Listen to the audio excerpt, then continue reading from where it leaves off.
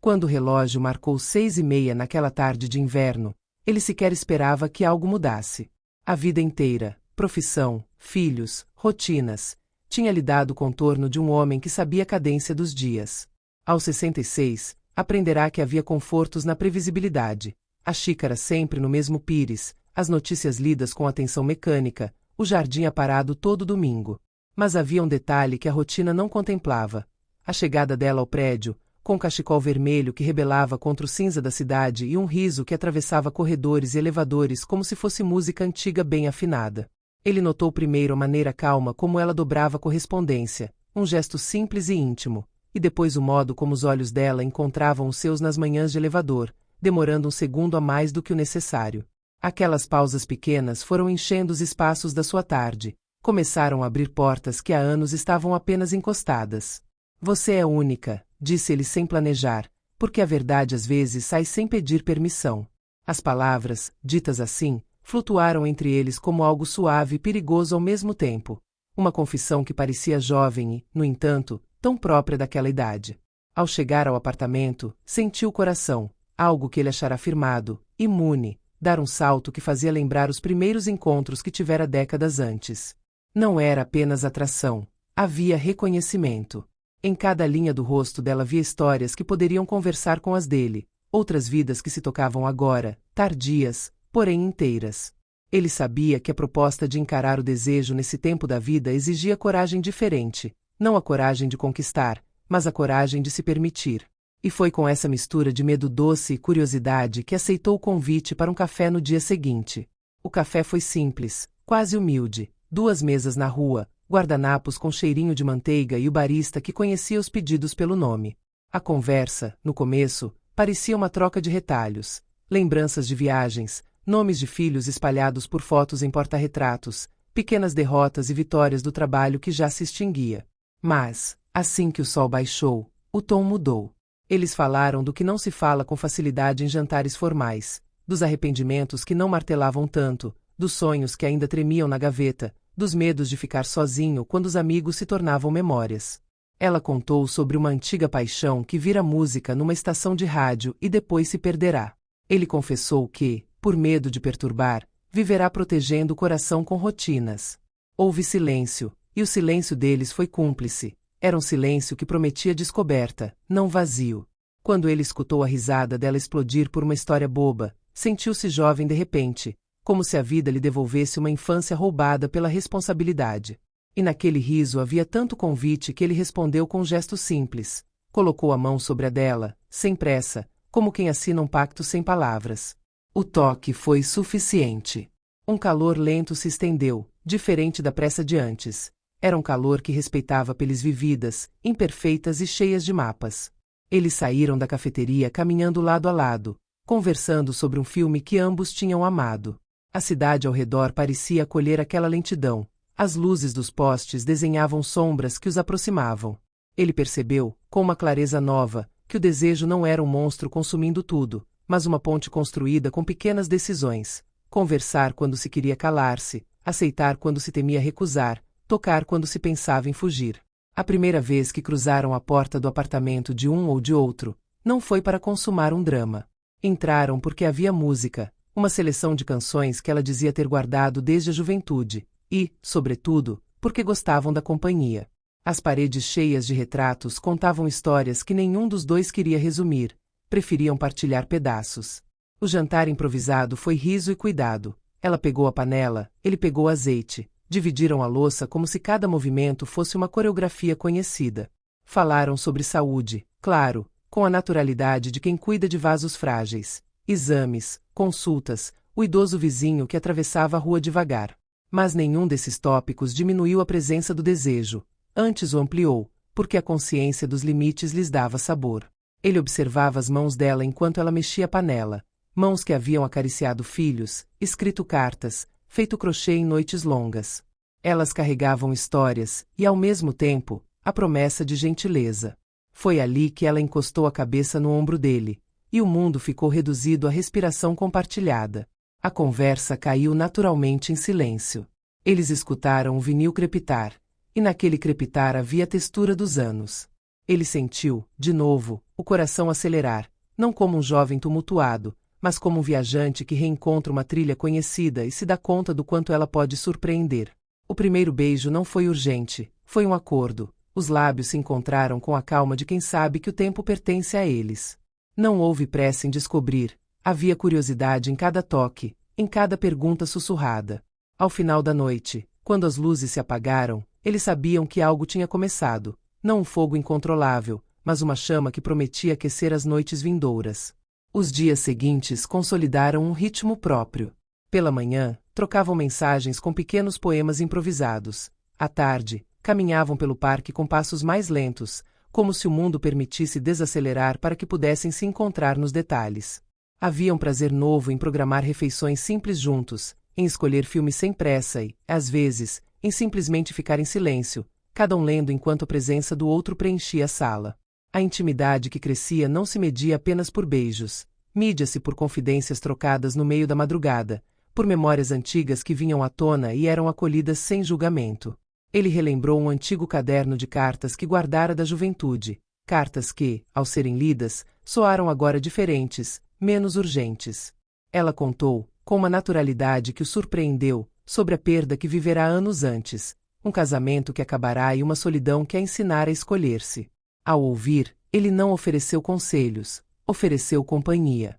Era uma nova forma de amor, aquela em que se aprende a ser companhia, não remédio. Em cada passo juntos, havia um respeito profundo pelas histórias um do outro. A primeira viagem curta consolidou a sensação de descoberta. Eles escolheram uma cidade costeira próxima, sem grandes planos, apenas o desejo de estar. Andaram por calçadões, sentaram-se em bares à beira-mar e conversaram sobre o que ainda desejavam aprender. A pele, acostumada ao tempo, reagiu de forma surpreendente. Ao toque, surgiam arrepios que lembravam partes esquecidas da juventude. Mas houve sempre moderação e cuidado, como se cada aproximação fosse uma promessa renovada de respeito. Na noite em que, pela primeira vez, fizeram amor numa cama que não era sua, foi com uma ternura absoluta. Movimentos compassados, olhos que não se desviavam, palavras de afeto entre carícias. Ao amanhecer, ele repetiu, quase sem respirar, "Você é única." E ela sorriu, porque sabia que ser única não era um rótulo, era um convite a ser inteira. Com o tempo, descobriram que o amor nessa fase tem outra geografia, mapas sem pressa, caminhos que privilegiam a profundidade em vez da rapidez.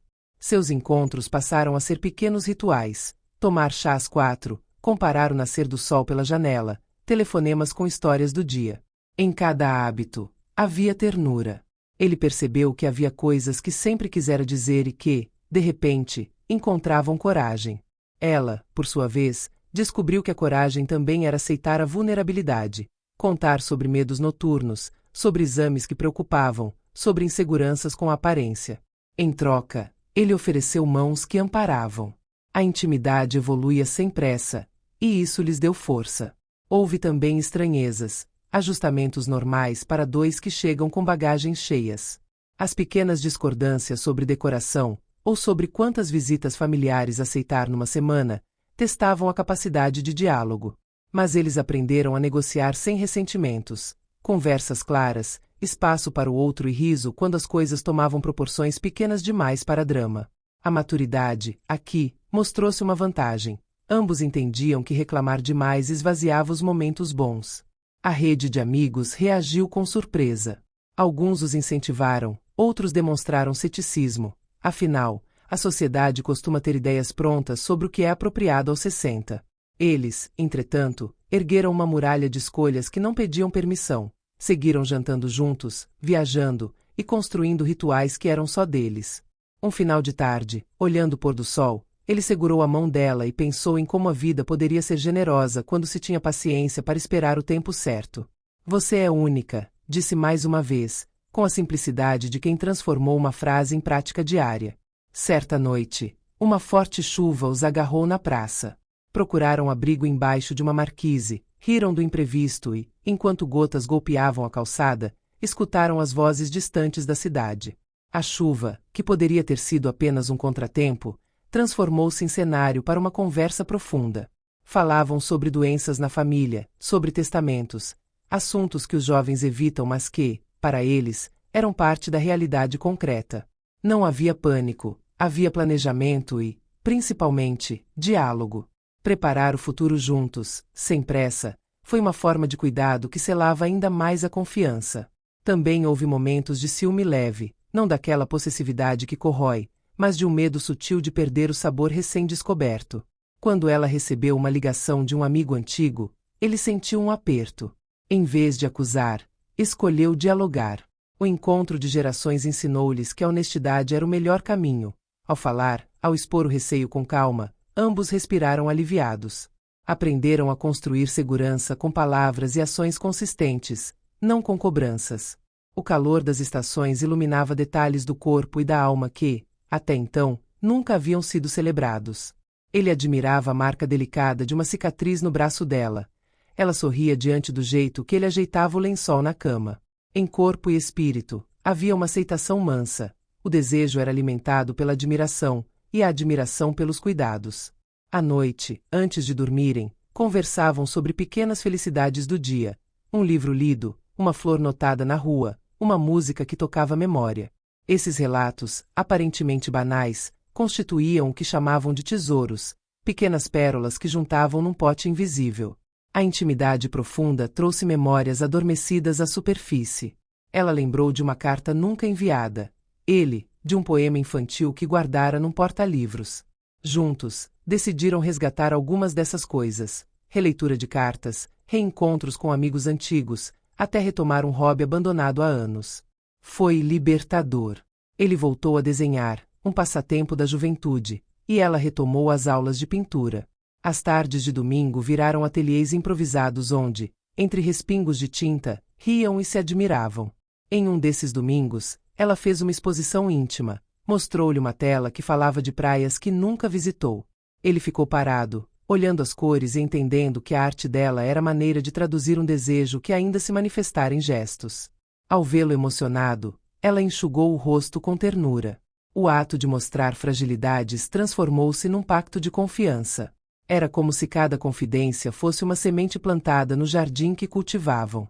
O desejo físico acompanhava essa intimidade emocional, mas sempre com respeito. Os movimentos entre eles ganharam um vocabulário próprio. Olhos que pediam, mãos que perguntavam, sussurros que confirmavam. Havia uma liberdade nova em dizer sim e não com a mesma naturalidade. E quando se entregavam, era com intensidade plena, porque ambos sabiam o valor do presente. À noite, então, bordava lembranças que aqueciam a memória nos dias frios. Ele, deitado ao lado dela, repetia mentalmente a frase que começara tudo: "Você é única." E, naquele murmúrio, depositava gratidão por ter encontrado, aos 66, uma companhia tão verdadeira. Com o aprofundar da relação, surgiram planos que antes pareciam bobos. Reformar uma varanda, adotar um gato que, dizem, dá sorte a lares tranquilos, aprender um idioma juntos. Essas pequenas metas eram celebradas com a mesma solenidade de uma viagem importante. A vida cotidiana ganhou cores novas. Até as tarefas domésticas pareciam festas discretas quando feitas em conjunto. Eles encontraram alegria em projetos simples porque tinham consciência do tempo e do valor de cada gesto. Houve também encontros com a família.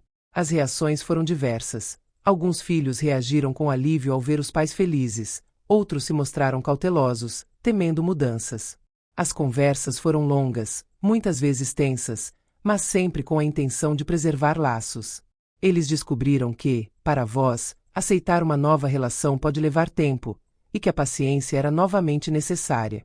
Em cada encontro familiar, eles apresentavam um rosto sereno e honesto, deixando claro que o afeto não diminuía laços pré-existentes. Ao contrário, acrescentava bem-estar. Num jantar onde a sobremesa parecia demorar, ele levantou-se e, diante de todos, afirmou com leveza: "Ela transformou meus dias." A frase foi simples, mas teve o poder de dissolver dúvidas. Havia algo inspirador em ver duas pessoas que, apesar dos anos, escolhiam amar com vigor.